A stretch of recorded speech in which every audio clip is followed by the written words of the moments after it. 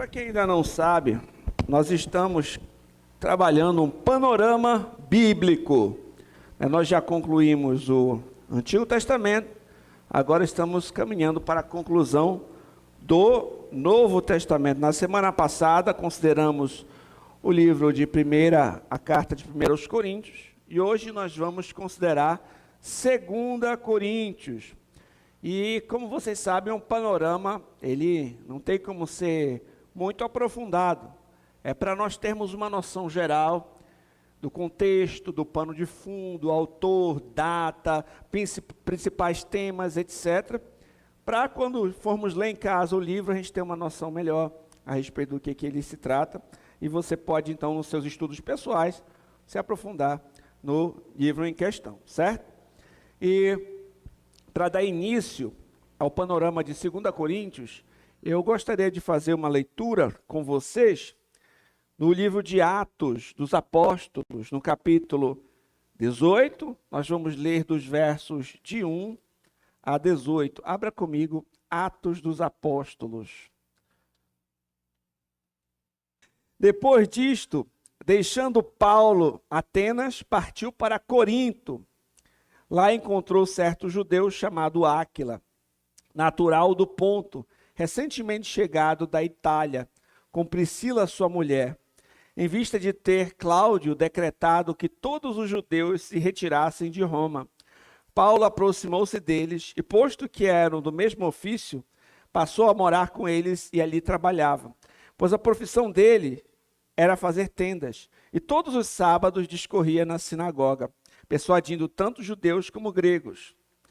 Quando Silas e Timóteo desceram da Macedônia, Paulo se entregou totalmente à palavra, testemunhando aos judeus que o Cristo é Jesus. Opondo-se eles e blasfemando, sacudiu Paulo as vestes e disse-lhes: sobre a vossa cabeça o vosso sangue. Eu dele estou limpo, e desde agora vou para os gentios. Saindo dali, entrou na casa de um homem chamado Tício Justo, que era temente a Deus. A casa era contígua à sinagoga, mas Crispo, o principal da sinagoga, creu no Senhor com toda a sua casa. Também muitos dos coríntios, ouvindo, criam e eram batizados. Paulo, durante a noite, teve uma visão em que o Senhor lhe disse: não temas, pelo contrário, fala, não te cales, porquanto eu estou contigo, ninguém ousará fazer-te mal, pois tenho muito povo nesta cidade. E ali permaneceu 1 ano, 6 meses, ensinando entre eles a palavra de Deus. Agora sim, quando, porém, Galho era procônsul da Caia, levantaram-se os judeus concordemente contra Paulo e o levaram ao tribunal, dizendo: este persuade os homens a adorar a Deus por modo contrário à lei. Ia Paulo falar quando Galho declarou aos judeus: se fosse com efeito alguma injustiça ou crime de maior gravidade, ó judeus, de razão seria atender-vos. Mas se é questão de palavra, de nomes da vossa lei, tratai disso vós mesmos. Eu não quero ser juiz dessas coisas. E os expulsou do tribunal. Então todos agarraram Sóstenes, o principal da sinagoga, o espancaram diante do tribunal. Galho, todavia, não se incomodava com essas coisas. Mas Paulo, havendo permanecido ali ainda muitos dias, por fim, despedindo-se dos irmãos, navegou para a Síria, levando em sua companhia Priscila e Áquila, depois de ter raspado a cabeça em Cencreia, porque tomara voto. Vamos fazer mais uma oração? Santo Deus e Pai, nós te agradecemos por esse momento que vamos refletir sobre a tua palavra, sobre essa preciosa epístola, leituras, 2 aos Coríntios.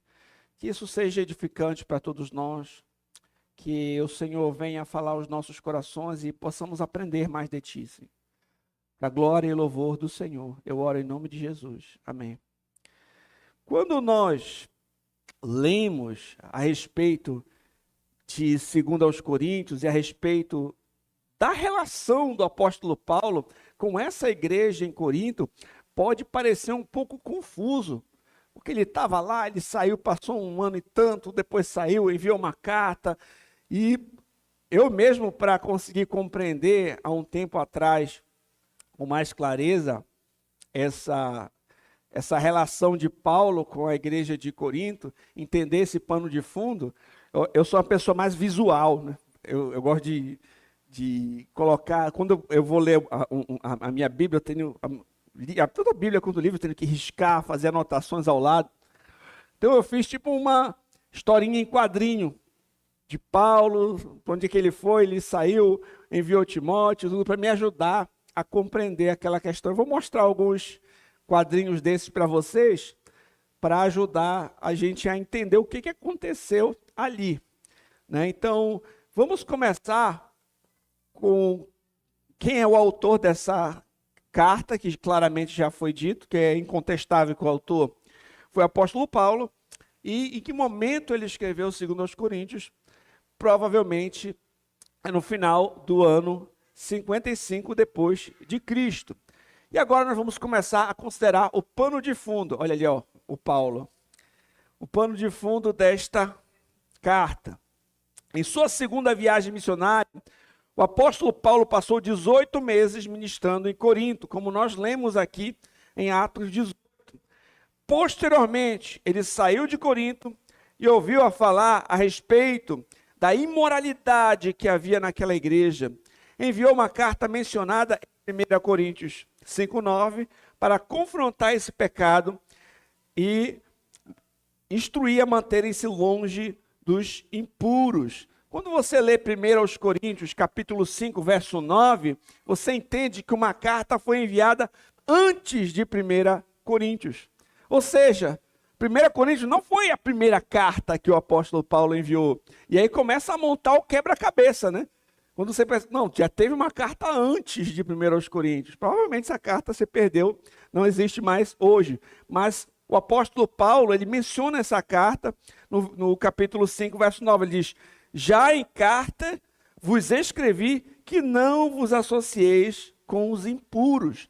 Então ele ficou sabendo que havia imoralidade sexual, impureza, que precisava ser tratado naquela igreja, e enviou uma carta antes de 1 Coríntios, certo? Paulo, em Éfeso, foi informado pelos da casa de Cloe a respeito de problemas na igreja, na forma de divisão entre os membros da igreja. 1 Coríntios 1:11 diz assim, pois a vosso respeito, meus irmãos, fui informado pelos da casa de Cloe de que há contendas entre vós. Além disso, os coríntios escreveram uma carta a Paulo pedindo esclarecimentos de algumas questões. Tudo isso a gente vê em 1 Coríntios, quando o apóstolo Paulo diz assim, quanto ao que me escrevestes, ou seja, ele está falando que ele recebeu uma carta, né, pedindo orientações a respeito de algum assunto. E Paulo respondeu escrevendo a carta conhecida como 1 aos Coríntios, certo? Então, ele ficou sabendo dos problemas na igreja de Corinto, divisões. Alguns diziam, eu sou de Paulo. Outros diziam, eu sou de Apolo. Outros, eu sou de Cefas. E outros ainda, eu sou de Cristo. Havia partidos na igreja, havia problemas doutrinários na igreja, havia problemas éticos na igreja, havia dúvidas em relação a certos assuntos que foram, né, enviados por carta para o apóstolo Paulo. Ele envia então 1 aos Coríntios para tratar disso tudo. E a gente já estudou na semana passada 1 aos Coríntios, certo? Então, planejando ficar em Éfeso um pouco mais, Paulo enviou Timóteo a Corinto. Olha aí, Paulo e o Timóteo. 1 Coríntios 4:17. Por esta causa vos mandei Timóteo, que é meu filho amado, no Senhor, o qual vos lembrará dos meus caminhos em Cristo, como por toda parte ensino em cada igreja.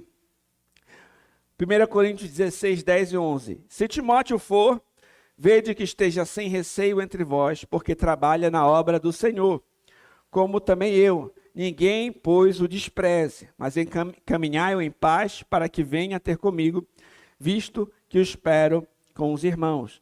Então, Paulo planejava ficar um pouco mais de tempo em Éfeso e enviou Timóteo a Corinto, certo? Então Timóteo, ele foi lá, com os coríntios, esteve lá com aqueles irmãos naquela igreja.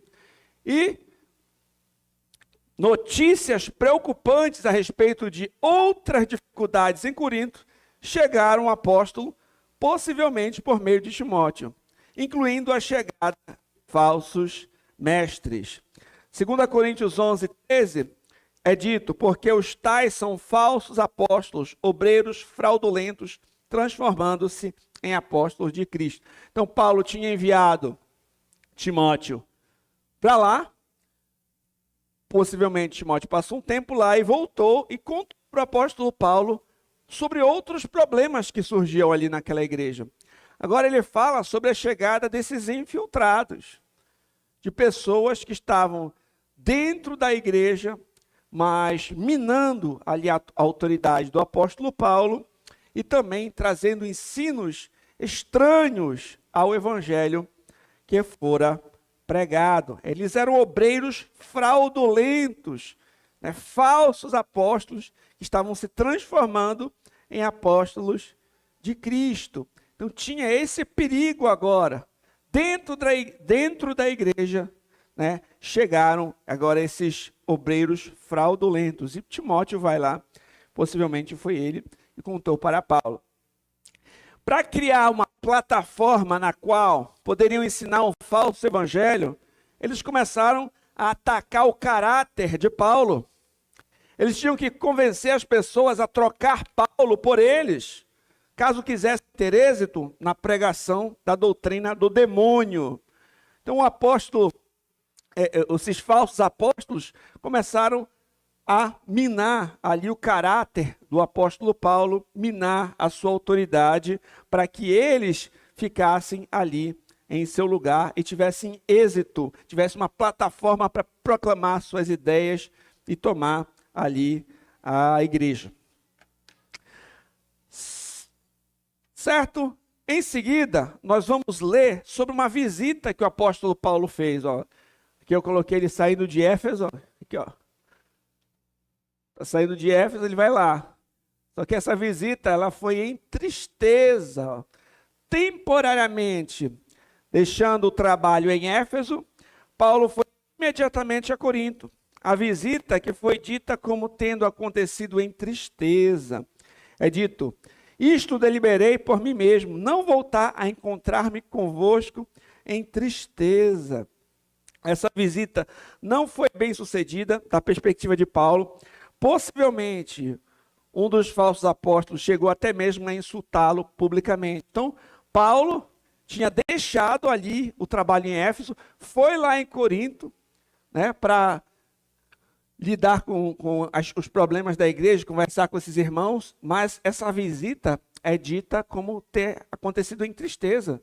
Possivelmente, ele sofreu oposição ali, quem sabe os irmãos não se manifestaram para ajudá-lo, e é dito que essa visita aconteceu dessa forma. Não foi uma visita bem sucedida, foi uma visita em tristeza que aconteceu nessa que Paulo foi em Corinto. Além disso, uma outra carta é mencionada em 2 Coríntios. Ó, entristecido pela falta de lealdade dos coríntios em defendê-lo, buscando poupá-los de mais uma repreensão, esperando talvez que o tempo trouxesse eles a razão, Paulo retornou a Éfeso. De Éfeso escreveu uma carta que ficou conhecida como a Carta Severa. Então, a gente já viu que teve uma carta antes de 1 Coríntios, teve a carta de 1 Coríntios, depois Paulo foi lá numa visita em tristeza, não foi bem sucedida, sofreu oposição, provavelmente voltou, e agora ele enviou mais uma carta. Essa aqui é a Carta Severa, certo? Pois escrevi, olha o que é dito, com grande aflição e angústia de coração, com muitas lágrimas, não para entristecê-los, mas para que soubessem como é profundo o meu amor por vocês. Aí ele enviou Tito com a carta, aí está ali, ó, o balãozinho, vai lá, Tito. Tito vai levar a carta severa. Enquanto isso, o que estava acontecendo em Éfeso? Vamos ler Atos, capítulo 19, do verso 23 até o capítulo 20, do verso 1 ao 5. Então, enquanto Tito estava indo lá em Corinto levar a carta severa, aconteceu algo em Éfeso, né? Houve um tumulto provocado por Demétrio, e por conta disso, Paulo partiu para Troade encontrar com Tito. Vamos ler. Atos 19, 23. Diz assim: por esse tempo, houve grande alvoroço acerca do caminho, pois um ourive chamado Demétrio, que fazia de prata nichos de Diana, que dava muito lucro aos artífices, convocando juntamente com outros da mesma profissão, disse-lhe: senhores, sabei que deste ofício vem a nossa prosperidade. Estai vendo e ouvindo que não só em Éfeso, mas em quase toda a Ásia, este Paulo tem persuadido e desencaminhado muita gente, afirmando não serem deuses os que são feitos por mãos humanas. Não somente há o perigo de a nossa profissão cair em descrédito, como também o próprio templo da grande deusa Diana ser estimado em nada, e ser mesmo destruída a majestade daquela que toda a Ásia e o mundo adoram. Ouvindo isso, encheram-se de furor e clamavam: grande é a Diana dos Efésios. Foi a cidade tomada de confusão, todos a uma arremeteram para o teatro, arrebatando os macedônios Gaio e Aristarco, companheiros de Paulo. Querendo este apresentar-se ao povo, não lhe permitiram os discípulos. Também as iarcas, que eram amigos de Paulo, mandaram rogar-lhe que não arriscasse indo ao teatro. Uns, pois, gritavam de uma forma, outros de outra, porque a assembleia caíra em confusão. E na sua maior parte nem sabiam por que motivo estavam reunidos. Então tiraram Alexandre dentre a multidão, impelindo os judeus para a frente. Este, acenando com a mão, queria falar ao povo. Quando, porém, reconheceram que era judeu, todos a uma voz gritaram, por espaço de quase 2 horas: grande é a Diana dos Efésios. O escrivão da cidade, tendo apaziguado o povo, disse: senhores Efésios, quem porventura não sabe que a cidade de Éfeso é a guardiã do templo da grande Diana e da imagem que caiu de Júpiter? Ora, não podendo isto ser contraditado, convém que os mantenhais calmos e nada façais precipitadamente. Porque estes homens que aqui trouxeram não são sacrílegos, nem blasfemam contra a nossa deusa. Portanto, se Demétrio, os artífices que o acompanham, têm alguma queixa contra alguém, há audiências e procônsules que se acusem uns aos outros. Mas, se alguma outra coisa pleiteais, será decidida em assembleia regular. Porque também corremos perigo de que, por hoje, sejamos acusados de sedição, não havendo motivo algum que possamos alegar para justificar este ajuntamento. E, havendo dito isso, dissolveu a assembleia. Cessado o tumulto, Paulo mandou chamar os discípulos e, tendo-os confortado, despediu-se e partiu para a Macedônia. Havendo atravessado aquelas terras, fortalecendo os discípulos com muitas exortações, dirigiu-se para a Grécia, onde se demorou 3 meses, tendo havido uma conspiração por parte dos judeus contra ele, quando estava para embarcar rumo à Síria. Determinou voltar pela Macedônia. Acompanharam-no até a Ásia, Sópatro de Bereia, filho de Pirro, Aristarco, segundo Tessalônica, Gaio de Derbe e Timóteo, bem como Tíquico e Trófimo da Ásia. Esses nos precederam esperando-nos em Troade. Então, enquanto Paulo, havia enviado Tito para lá, houve essa situação toda lá em Éfeso. Então, quando o apóstolo Paulo estava pregando, muitas pessoas estavam abandonando as suas práticas idolátricas, magia negra, coisas perversas, pecaminosas, e rendendo-se ao Senhor. e abandonando práticas idólatras que ia sobrar para os ourives em relação ao bolso, porque eles ganhavam dinheiro com essas coisas. E esse ourives, chamado Demétrio, arrumou essa confusão ali, né, por conta da deusa Diana, que era um ídolo que era adorado naquela cidade. E por conta dessa confusão toda, o apóstolo Paulo acabou saindo de lá. Então, Paulo partiu para Troade, né? E ele foi tentar encontrar com Tito.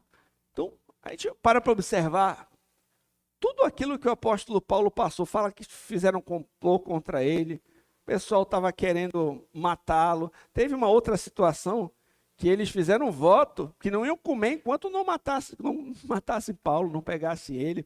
Ele foi preso, passou por naufrágios, foi açoitado em outras situações, e tudo isso ele estava sofrendo por sua fidelidade na pregação do evangelho.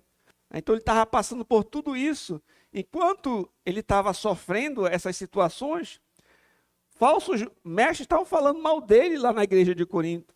Estava enfrentando as dificuldades lá em Corinto, né, ele passando por tudo isso, e falsos mestres ainda tentando, né, acabar com a sua reputação naquela igreja, enquanto ele estava servindo fielmente ao Senhor e sofrendo por conta do evangelho. Então Paulo partiu para Troade. Vamos ler. 2 Coríntios 2, do 12 ao 13.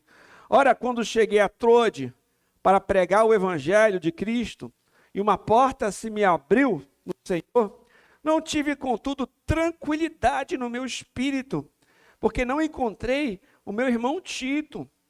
Por isso, despedindo-me, parti para a Macedônia. Então, Paulo não ficou tranquilo, tinha uma porta para pregar o evangelho em Troade, mas ele não estava tranquilo, porque ele precisava encontrar com Tito.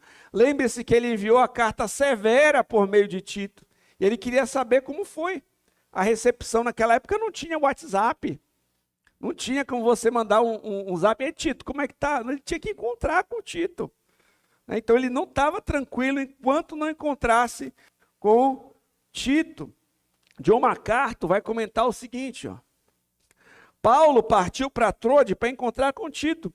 Entretanto, estava tão ansioso pelas notícias de como os coríntios haviam respondido à carta severa, que não conseguia ministrar lá, embora o Senhor tivesse aberto uma porta. Então partiu para a Macedônia para procurar Tito. Para imenso alívio e alegria de Paulo, Tito encontrou com a notícia de que a maioria dos coríntios havia se arrependido da rebelião contra Paulo. Olha, ai, desculpa. Oh, desculpa, gente. Hoje eu estou meio devagar. A pilha. Ah, está aqui. Então, a carta severa, ela teve um bom resultado, né? Ó, coloquei aqui um balanço de como foi lá, Tito. A maioria se arrependeu da rebelião contra o Senhor. John MacArthur comenta: suficientemente sensato para saber que algumas atitudes rebeldes ainda existiam, as escondidas, e que poderiam irromper novamente, Paulo escreveu a carta denominada a 2 Coríntios, na realidade, é a quarta carta que foi enviada. Vamos contar de novo. Teve uma carta antes de 1 Coríntios, que foi para exortar em relação à impureza. 1 Coríntios, que foi por conta das divisões que estava acontecendo na igreja, por tudo que ficou sabendo a respeito do que estava acontecendo na igreja pelos da casa de Chloe. Fora que ele tinha recebido uma carta deles com perguntas sobre certos assuntos específicos que foram tratados em 1 Coríntios. Depois tem a carta severa, após uma visita em tristeza que aconteceu lá, né, diante da reunião que estava acontecendo na igreja. E depois da carta severa, agora já num tom mais pessoal de reconciliação, mas sabendo que ainda poderiam ter alguns com ressalvas, poderiam ter alguns problemas ainda em oculto, ele envia 2 aos Coríntios para aquela igreja. Então, 2 Coríntios é uma carta que trata de assuntos muito pessoais. O apóstolo Paulo ele vai abrir o coração para aqueles irmãos, ele vai defender o seu próprio apostolado, ele vai falar sobre o que ele passou, ele vai colocar em contraste o seu ministério em relação ao ministério daqueles falsos mestres que estavam surgindo na igreja. Ele vai falar também a respeito do amor que ele sente por aqueles irmãos. Ele vai falar sobre a compaixão que ele também gostaria de receber em troca daqueles irmãos. Ele vai falar também sobre a necessidade de compartilhar, né, ofertas para com a igreja, para os pobres da igreja de Jerusalém, né? E também vai confrontar severamente, ao final da carta, os falsos apóstolos, né? Então, o apóstolo Paulo escreveu 2 Coríntios porque, primeiro, algumas atitudes rebeldes ainda poderiam existir às escondidas, poderiam irromper novamente. Segundo, Paulo preocupa-se em defender o seu apostolado, como tinham colocado em xeque, né, o seu apostolado, o seu ministério. Ele precisa defender o seu ministério. Ele exorta os coríntios a retomarem os preparativos para a coleta para os pobres em Jerusalém. E ele também confronta diretamente os falsos apóstolos em 2 Coríntios. E também em 2 Coríntios nós vamos ver que ele faria uma terceira viagem. E essa terceira viagem foi bem sucedida. Vocês entenderam agora por que eu precisei desenhar e fazer os quadrinhos? É muita coisa, né? Ele vai e volta, manda a carta e manda o Tito, o Timóteo para lá. Então eu precisei fazer esses quadrinhos para ajudar a gente a entender. Deu para entender mais ou menos o pano de fundo? Agora? Então, e a terceira visita foi bem sucedida. 2 Coríntios 12, 14 é dito: eis que pela terceira vez estou pronto a ir ter convosco. Não vos serei pesado, pois não vou atrás dos vossos bens, mas procuro a vós outros. Não devem os filhos tesourar para os pais, mas os pais para os filhos. 2 Coríntios 13, 1. Esta é a terceira vez que vou ter convosco. Então ele anuncia em 2 Coríntios que iria para lá mais uma vez, uma terceira vez. Em Romanos 15, 26 é dito: porque aprove a Macedônia e a Caia levantar uma coleta em benefício dos pobres dentre os santos que vivem em Jerusalém. Então, houve depois essa visita, aconteceu mesmo. Vamos agora ao conteúdo de 2 aos Coríntios. Nós podemos dividir esta carta em 3 partes. Dos capítulos 1 até o 7, nós encontramos a análise do relacionamento de Paulo com os coríntios. Dos capítulos 8 até o 9 e 15, ele fala sobre essa coleta para os cristãos da Judéia. E do capítulo 10 ao 13, Paulo defende o seu apostolado. Então nós podemos dividir a carta nessas 3 grandes partes. Vamos considerar cada uma delas. Primeiro, depois da introdução usual à epístola, o apóstolo se justifica com respeito à mudança na visita que tensionava fazer, e com referência ao que havia escrito a respeito dos transgressores. Tendo feito isso, Paulo inicia um comentário sobre o apostolado. Em primeiro lugar, ele considera a sua própria posição como apóstolo, comparando o ministério da lei com o ministério do evangelho, justificando a sua própria posição como apóstolo na nova aliança. A seguir, ele aborda os sofrimentos de um apóstolo, que são inseparavelmente conectados com o seu trabalho, mas aliviados pela esperança da glória futura. Aqui, só fazendo um parêntese, você observa que uma das marcas do apostolado de Paulo, uma das marcas dos apóstolos, foi o ministério que envolveu sofrimento. Eles foram chamados pelo próprio Cristo. Você lembra do chamado de Paulo? Né? Quando ele estava indo para a estrada, para Damasco, perseguia os cristãos. O Senhor apareceu para ele. Ele viu uma forte luz e ouviu: Saulo, por que me persegues? Posteriormente, ele seria convertido, batizado e se tornaria um missionário que entregou a sua vida para servir a Cristo.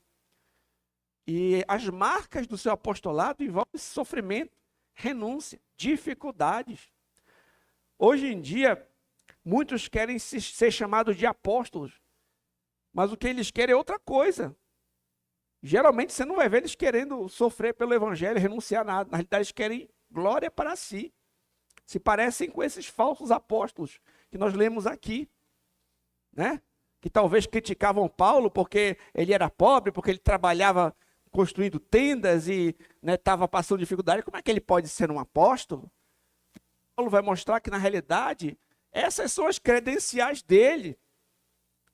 Aqueles homens, quem sabe, queriam trazer algum documento. Olha, essa aqui é a nossa carta de recomendação, temos autoridade. Paulo vai dizer, vocês são a minha carta de recomendação. Eu ganhei vocês para o evangelho. Eu preguei o evangelho para vocês. O Senhor me usou como instrumento. O fato de vocês confiarem no Senhor, porque Paulo levou a palavra para eles. Então hoje, as pessoas, não, o apóstolo fulano de tal, da mega igreja não sei quantas, chega todo banhado a ouro. É estranho. Primeiro porque não há essa sucessão apostólica. O último apóstolo foi João, que morreu. Foi o que escreveu o Apocalipse. E a gente não tem essa sucessão apostólica nas Escrituras. Então não há mais apóstolos nesse sentido como 12 nos dias de hoje. Há missionários, ou mensageiros que pregam a palavra de Deus, mas apóstolos, geralmente as pessoas que querem usar esse título, querem se colocar numa posição de superioridade, querem trazer glória para si. Geralmente é isso, ou ignorância. E geralmente não são essas as marcas de sofrimento, de renúncia, de dedicação, de missões, de pregação fiel. Geralmente não são essas as marcas que você vai encontrar. Tem um livro do reverendo Augusto Nicodemos sobre esse assunto, sobre apóstolos. Saiu pela editora Fiel. Ele explica bem sobre esse assunto. E nos dias de hoje aqui no Brasil, que tem muito desse tipo de coisa, é importante a gente ter esse parêntese aqui. Depois ele examina a vida de um apóstolo, que encontra a sua motivação no amor de Cristo, tem sua base espiritual na vida do Redentor e é marcada por sofrimento, desonra, pobreza por um lado, mas também por tolerância e bondade, conhecimento e justiça por outro. Finalmente, o apóstolo diz aos Coríntios que havia sido enormemente consolado pela vinda de Tito, que permitiu que os seus temores de que a carta anterior pudesse ter lhe causado mal-estar, fossem apaziguados e dessem lugar à alegria. Então ele também recebeu esse consolo quando ele soube da notícia, que a igreja se arrependeu, que a maioria dos irmãos se arrependeram quando ele encontrou com Tito, com essas boas notícias, trouxe alegria ao seu coração. Agora, a gente percebe que o apóstolo Paulo cita certas pessoas na sua caminhada que trouxeram alento também para essa missão. Gente, não é fácil ser alguém que está vivendo no ministério, em dedicação à pregação do evangelho, com perseguições e sofrimentos. Certos amigos são um alento para a nossa alma, sabe? Tito foi lá, ajudou ele, trouxe uma boa notícia. Certas pessoas, a Bíblia fala em Provérbios, que todo tempo ama um amigo, mas na angústia se faz um irmão. Tem certos momentos que nossos amigos, eles nos fortalecem de tal forma, que é inexplicável, sabe? Às vezes você está tão fraco em certas situações. Eu não estou falando agora de Paulo, estou falando da nossa vida mesmo. Às vezes está tão fraco em certas situações e vem um amigo e te dá uma palavra de conforto, de encorajamento, e ora por você, isso te traz um ânimo, não é? Já aconteceu isso com vocês? No momento que você está tão abatido, dificuldade de ver um amigo e te dá uma palavra que te fortalece, ora por você, te ajuda, Então, É importante como Paulo também teve pessoas assim, como Tito, Timóteo, entre outros homens. E nós precisamos também de amigos na nossa caminhada, sabe? Às vezes, a gente se isola demais, não compartilha nossas dificuldades, nossas ansiedades, nossas tentações com amigos fiéis. E às vezes a gente carrega um fardo que poderia também ser compartilhado. Às vezes alguém já passou por alguma situação que você está passando agora e pela graça de Deus conseguiu vencer. E pode te dar uma boa palavra de encorajamento, um bom conselho, uma instrução, né? Com as misericórdias e com o consolo que nós recebemos do Senhor, diante das dificuldades que nós passamos, nós também podemos encorajar e fortalecer outros. Queridos, tem pessoas que vêm para a igreja às vezes e não dá tempo nem da gente chegar na porta, o cara já saiu. Acaba o culto, sai correndo. Não se deixam acessar. Não falo com ninguém, não converso com ninguém, né? E às vezes guardam para si as suas dificuldades, os seus sofrimentos, as suas lutas. A gente tem que também desenvolver boas amizades. Você tem desenvolvido boas amizades com irmãos, com irmãs em Cristo? É importante, queridos, nós intencionalmente caminharmos com pessoas, com irmãos na fé. Pense, por exemplo, a Escritura, e as mulheres mais velhas deveriam instruir as mais novas a amarem o Senhor, a serem boas donas de casa, a amarem o seu marido, né? A Bíblia fala que como um ferro afia o outro ferro, o amigo, ele afia o amigo, né? Eclesiastes vai dizer que é melhor serem dois do que um, porque se um cair, o outro ajuda a levantar, né? Você não foi chamado para ser simplesmente um cavaleiro solitário. É o Batman, só trabalha sozinho. Não. Até o Batman tem o Robin. Você não foi chamado para ser um cavaleiro solitário. Nós somos chamados para caminhar em comunidade, em amizade. É certo que tem pessoas que a gente vai se identificar um pouco mais. E você vai ter amizade, às vezes, mais profunda com determinado irmão. E é importante ter também lealdade e ética, para não compartilhar com outros aquilo que foi, né, aberto ali e é algo sensível para a pessoa. Se ela pediu para você orar ou é uma questão sensível, você não tem que também sair falando aos quatro cantos. É importante ter essa confiança, desenvolver essa confiança, essa amizade. Mas é importante, meus irmãos, nós desenvolvermos relacionamentos piedosos. Tem uma frase, se eu não me engano, de um puritano chamado Richard Sibbes, que ele disse que amigos piedosos são como sermões vivos. Você vê a conduta daquele amigo, você olha que cara, gente fina. Você olha assim, que bênção. A Bíblia fala sobre ser generoso, e aquele meu amigo é generoso. A Bíblia fala para nós nos alegrarmos com o que se alegra. Nós vemos uma alegria verdadeira naquele amigo, quando nós nos alegramos, né? Uma tristeza real quando nós nos entristecemos. Nós vemos a conduta piedosa, um homem que tem um bom testemunho, que, poxa, está firme na igreja, que ama o próximo, que ama o Senhor. É um sermão vivo. O ensino da palavra é visível na vida dele, na vida dela. Que, parênteses interessante, a gente vê esses amigos que também, né, ajudavam ali nesses momentos. Ele levou a carta, no caso aqui de Tito, a carta foi bem sucedida, ele trouxe essa boa notícia para Paulo. Segunda coleta para os cristãos na Judéia. O apóstolo mostra aos coríntios o exemplo dos macedônios, que fizeram abundantes doações de Jerusalém. O exemplo de Cristo, que se fez pobre para que os coríntios pudessem enriquecer.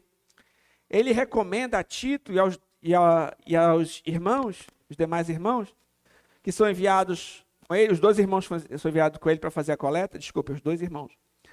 E os exorta que doem abundantemente a esta causa tão digna. Ele exorta a generosidade. E é sempre interessante notar o exemplo do próprio Cristo. Cristo se doou, sendo rico, se fez pobre por amor de vocês. Cristo foi mais generoso do que todos. Somos cristãos, sejamos generosos também, né? Então, aqui era uma oferta que seria feita para uma igreja específica, para pessoas pobres em Jerusalém. Mas Paulo, ele também os conclama a fazer essas doações generosas, semear essa boa semente. E não simplesmente, às vezes a gente pensa assim, eu só vou contribuir, eu só vou ofertar, eu só vou ajudar outras pessoas, ou contribuir quando eu tiver, sabe, numa posição X, que eu já tenho tudo isso. Na realidade, né, às vezes, meus irmãos, o ato de nós sermos generosos, mesmo diante dos nossos poucos recursos, isso mostra, sabe, o nosso amor pelo Senhor, a nossa generosidade. Já teve situações assim, queridos, que eu fui visitar uma casa, por exemplo, de pessoas bem humildes mesmo. A casa, quando eu entrei, parece que o chão estava quase para afundar, que era toda de madeira. Tinha pouquinha comida naquele lugar, mas eu acho que eles pegaram o que tinham de melhor ali. Era um pacotinho de bolacha, um copinho de refrigerante, se eu não me engano, era refrigerante ou café. Mas eu me senti tão bem recebido naquele lugar, porque você via que apesar das suas dificuldades, eles queriam mostrar a sua generosidade, a sua hospitalidade. Você lembra da ofertinha da viúva? Parecia pouca coisa, mas aquilo ali, sabe, era o que ela poderia contribuir. Aquilo agradou o Senhor. Às vezes a gente pensa, só vou contribuir, só vai ser algo agradável ao Senhor se for aquela coisa. Às vezes nem é isso. Conheço um pastor que em certo momento que ele passou por dificuldade, irmãos simples, demonstrar assim, tanto amor, tanta ajuda em contribuir com quantias pequenas. Por exemplo, eles podiam contribuir com R$50, mas era o que eles podiam contribuir. Eles mostraram generosidade. Quanto tinham igrejas e pessoas que tinham muitos recursos, que disseram, nós não podemos dar nada. Aqui já tem muita coisa para a gente fazer. Se eles tivessem pelo menos sinalizado, olha, nós não podemos dar muito, mas vamos ajudar dessa forma. Se eles tivessem sinalizado isso, eles estavam demonstrando, olha, a gente se importa com você. Você entende? A gente se importa com você. Mesmo que a gente tenha condições de dar pouca coisa, a gente se importa, a gente está junto com você. E às vezes a gente pensa assim, a gente só vai poder contribuir quando a gente tiver muito dinheiro. E, queridos, às vezes irmãos nossos em Cristo, igrejas, estão passando por dificuldade, né? E nesse caso era isso. Era uma outra igreja, as pessoas estavam em miséria, em dificuldade. E até mesmo igrejas que não tinham muitos recursos, ajudaram aqueles irmãos que estavam sofrendo, né? Então a questão não é que você só vai ajudar quando você estiver, né, lá ganhando muito dinheiro.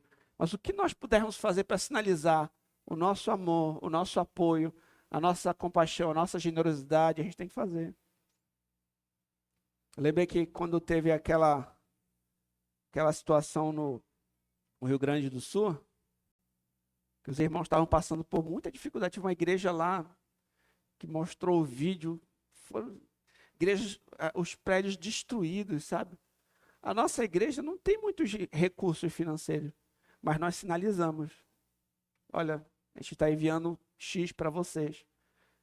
É uma forma de dizer, olha, estamos com vocês, estamos juntos.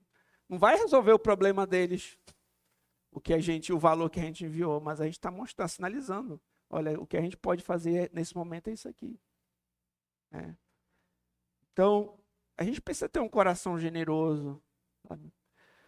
Aqui no Brasil, o que acontece? Tem muito picareta que rouba as pessoas, que são falsos pastores, falsos profetas, falsos mestres. E o que acontece? Às vezes, o fato dessas pessoas fazerem esses escândalos faz com que as pessoas pensem que toda categoria é a mesma coisa. Os pastores são ladrões. Aí, às vezes a pessoa sai de uma igreja dessa, cai a ficha dela que ela estava sendo enganada, e ela vai para uma igreja séria. Só que o que acontece? Lá ela entregava tudo, ela vai para a igreja séria e já não dá mais nada. E muitas igrejas que são sérias têm problemas financeiros. Porque às vezes os irmãos não têm essa noção de fidelidade, de generosidade. Né? Então, são coisas para a gente pensar. Temos que ter um coração generoso. E tinha toda uma transparência ali. Para Tito, com 2 irmãos que eram enviados para fazer a coleta, etc. A igreja também precisa trazer para as pessoas uma transparência. Mostrar, olha, esse recurso foi para cá, aquele recurso foi para lá. Olha, tem esses irmãos que são idôneos, que estão acompanhando o processo. Isso traz segurança para os irmãos. Então, quando você vê que o trabalho é feito de forma correta, tem pessoas idôneas ali na frente, é transparente, você tem condições, contribua. Para a glória de Deus. Seja generoso. Isso glorifica a Deus. Quando a gente tiver condições de ajudar irmãos necessitados, por exemplo, igrejas que estão passando por dificuldade, irmãos que estão passando por dificuldade, nós pudermos ajudar, vamos fazer isso. Né? Temos que pensar nisso. Na nossa igreja a gente tem também um ministério de misericórdia. A gente busca ajudar irmãos da igreja que estão passando por necessidade. Então, as nossas contribuições também ajudam irmãos que, por algum motivo, não estão conseguindo se manter, ou estão enfrentando uma doença, ou ficaram desempregados, estão atrás de emprego, estão buscando ajudar aquele irmão. Muitas coisas acontecem nos bastidores, e a gente não precisa expor para todos, mas a igreja ajuda. Então, a sua contribuição também serve a outras pessoas. Numa igreja, por exemplo, num prédio como esse, a igreja precisa de muitos recursos para se manter. Nós pagamos, por exemplo, aqui aluguel, energia cara, né? Tem a prebenda do pastor, tem auxílios para ministérios de misericórdia, todas as despesas, impostos, etc. Tem muita coisa que a igreja precisa para se manter e para avançar o seu trabalho. Por exemplo, se a gente precisasse abrir uma outra congregação, vamos abrir uma congregação, começar avançar o trabalho, vai precisar enviar um missionário. Esse missionário vai precisar sobreviver lá também, vai precisar comer, morar, vestir, ter uma família, alugar um local, quem sabe. Isso envolve recursos. Para a obra avançar, envolve recursos. Nós precisamos também ser fiéis nos nossos dízimos e ofertas. Isso é agradável ao Senhor. Paulo defende o seu apostolado. Nessa parte, Paulo lida diretamente com os seus oponentes. Em primeiro lugar, ele destaca que o ministério que lhe fora confiado também se estendia aos coríntios.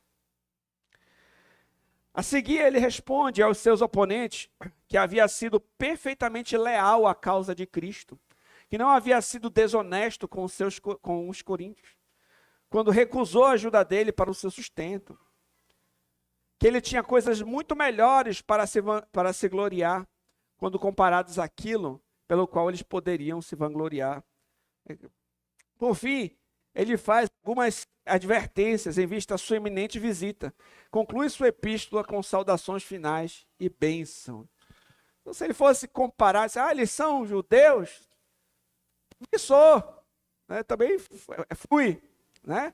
Eles são isso aqui, também foi mostrando as suas credenciais, mostrando como, se fosse para se gloriar nessas coisas, ele seria superior.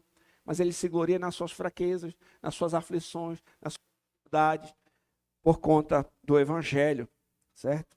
Então, Paulo ele vai confrontar esses falsos mestres e vai falar, por fim, sobre a sua visita. Quais são os assuntos principais dessa carta? A cruz de Cristo, encarnada no sofrimento do apóstolo, desmascara os falsos apóstolos. Em Jeremias 31, Paulo é um servo da nova aliança.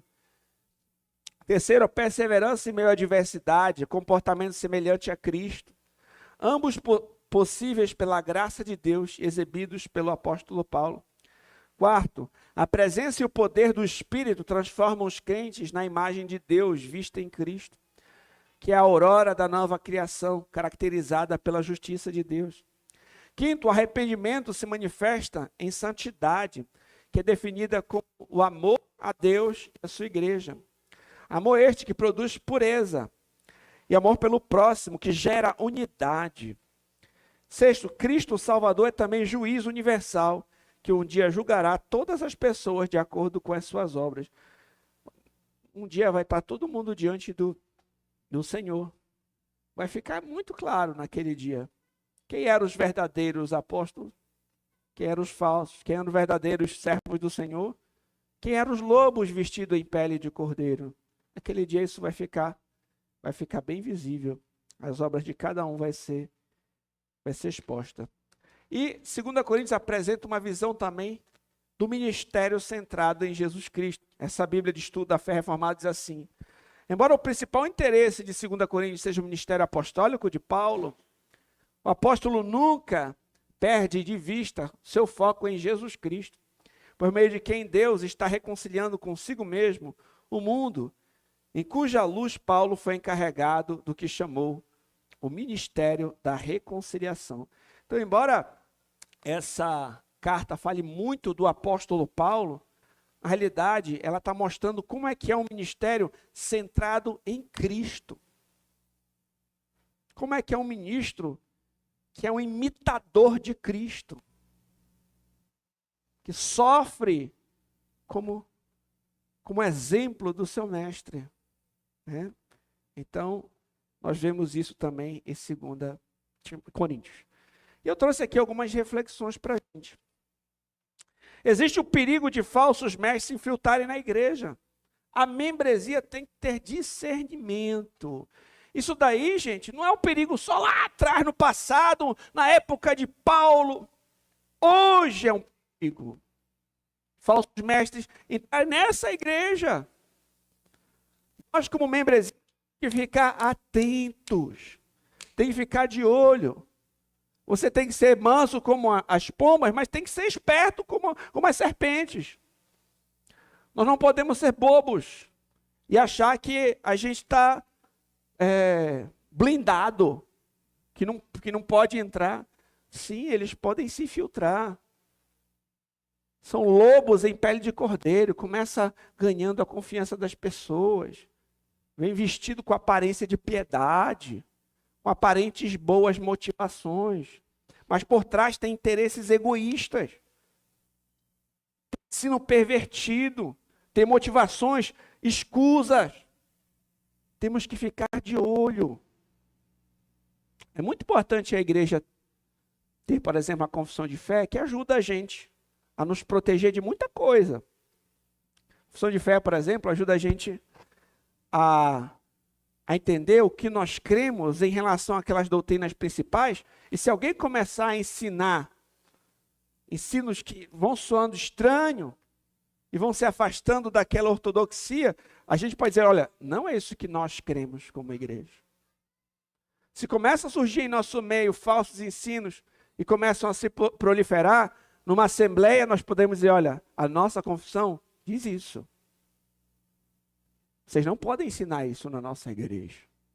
Isso, de certa forma, protege. Mas a igreja é importante conhecer a sua história, conhecer os seus ministros. Às vezes chega alguém do nada, carismático, aí pronto. Você conhece a história dessa pessoa? Aí você vai observar, saiu brigado não sei da onde, uma confusão não sei onde, quando foi ver, né, não para em igreja nenhuma. É só ele que está certo. O apóstolo Paulo mostrou as suas credenciais. Ele, infelizmente, teve que fazer isso. Não foi prazeroso para ele ter que fazer isso. Mas ele mostrou, olha aqui, é isso que eu tenho passado. Tem que tomar cuidado. Pode chegar gente assim, uma liderança carismática, alguém que é agradável de ver, mas cuidado. Pessoas com interesses egoístas podem causar sérios problemas e divisões na igreja, envenenando a mente do rebanho com mentiras, calúnias e falsos ensinos. Mentiras, calúnias e falsos ensinos. Então, mentiram contra o apóstolo Paulo, o caluniaram e estavam ensinando um ensino pervertido. É possível que os líderes da igreja enfrentem lutas e renúncias que você nem imagina. Às vezes, a única coisa que você vê, por exemplo, dos seus pastores, é ali no domingo, e acha que a única coisa que acontece na igreja é aquela pregação de domingo. Mas, meus irmãos, acontece muita coisa, que os pastores, não só aqui, mas os pastores nas igrejas, eles enfrentam. Pastores enfrentam muitas dificuldades. O apóstolo Paulo, ele sentia o peso de todas aquelas igrejas, de como é que eles estavam, como é que estão os irmãos. Às vezes os pastores vão visitar pessoas que estão passando por situações dificílimas, estão lidando com questões que às vezes ameaçam até a sua própria segurança física, até a sua própria vida, né? Então, resolvendo problemas, aconselhando irmãos, visitando, às vezes sendo ameaçado e pessoas falando mal, como o apóstolo Paulo estava lá, sofrendo por conta do levante de Demétrio, enfrentando um monte de dificuldade, mas estavam falando mal dele aqui. Então, os pastores às vezes enfrentam lutas que as pessoas nem sabem, na sua própria vida, na sua família, às vezes por privações, dificuldades, né? E a igreja precisa também entender que às vezes os seus líderes enfrentam renúncias que vocês nem imaginam. E é preciso nós orarmos também pela nossa liderança. Quando a igreja cuida dos seus pastores, dos seus líderes, ela está cuidando dela mesma. Por quê? Tem uma qualificação dos presbíteros, dos diáconos, que eles precisam cuidar bem da sua casa. Se ele não cuidar bem da sua casa, como é que ele vai cuidar da igreja de Deus? Se o cara não estiver bem, não tiver condições de cuidar da família dele, como é que ele vai cuidar das famílias da igreja? Como é que ele vai ter paz para aconselhar aquele casal que está querendo se separar? Ou o fulano que está querendo, a ovelhinha que está querendo se desviar do caminho, né? Ou o necessitado.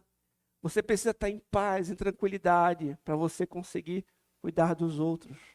Então a igreja cuida dos seus ministros e os ministros cuidam da igreja. É uma via de mão dupla. Então quando a igreja cuida dos seus ministros também, como os coríntios mostraram depois, arrependimento e reconciliação com Paulo, né, ele ficou mais tranquilo quando ele ficou sabendo sob Tito como foi a resposta da carta. Para cuidar da igreja. Outra coisa, preocupações, aflições e dificuldades são constantes no ministério. Isso não é uma coisa assim, só, veio um problema aqui, outro lá. Não, é direto. Tem muitas dificuldades e preocupações e lutas. O ministério cristão não é fácil quando ele é fiel. O caminho é estreito. Nós temos que também orar pelos nossos líderes em relação a isso, que o Senhor dê sabedoria para eles, nos ajude-os. As dificuldades são muitas. Às vezes, é difícil até dormir em certas situações, porque as coisas ficam na cabeça. Você está pensando, tem um Reels que o pessoal bota na internet, pastor tomando um cafezinho, né? Ele fala assim, aí pensa que está tudo certo, né? Só que na cabeça dele está passando um monte de problema. Olha, o fulano está doente, a ciclana está querendo se afastar da igreja, olha, o ciclano ali está querendo terminar o casamento, ele tem problema direto. Então, as dificuldades são constantes no ministério. Paulo demonstra suas credenciais, defende seu ministério, e mostra o amor que tinha por aqueles irmãos. A igreja deveria reconhecer e ser leal e graciosa com ele. E nós vimos também a importância da compaixão, da fidelidade e da generosidade nas ofertas. Nós vimos nesta carta. Especialmente aqui, era uma oferta para uma outra igreja necessitada, né? A gente pega o princípio, podemos falar a respeito da nossa generosidade, né? Tanto para com a nossa fidelidade para com a nossa igreja, quanto a nossa igreja ajudando, né, a igrejas, irmãos que necessitam. Que sejamos generosos, que venhamos demonstrar o amor de Cristo. Isso agrada a Deus, à medida, claro, das nossas possibilidades e com generosidade e graça. Então, era isso que eu trouxe para hoje, segundo aos Coríntios. Tentei ser didático, espero que tenha ajudado um pouquinho a gente a conhecer um pouco melhor essa carta. E eu vou fazer uma oração agora, e eu queria conversar com vocês, caso você queira contribuir de alguma forma com essa conversa. Senhor, te agradecemos, Pai, por esse momento que aprendemos um pouco a respeito de 2 aos Coríntios. Vimos os sofrimentos que Paulo passou, o relacionamento dele com aquela igreja que ele tanto amava, como foi conturbado, como houve problemas. Mas nós aprendemos muito também, Senhor, com os sofrimentos que ele passou, que possamos também receber consolo da parte do Senhor, sabendo que os sofrimentos que enfrentamos aqui não tem como se comparar com a glória que há de se manifesta naquele grande dia. Que o Senhor nos ajude também, assim como Paulo, a perseverarmos até o fim e receber a coroa da vida. Em nome de Jesus, amém. Eu queria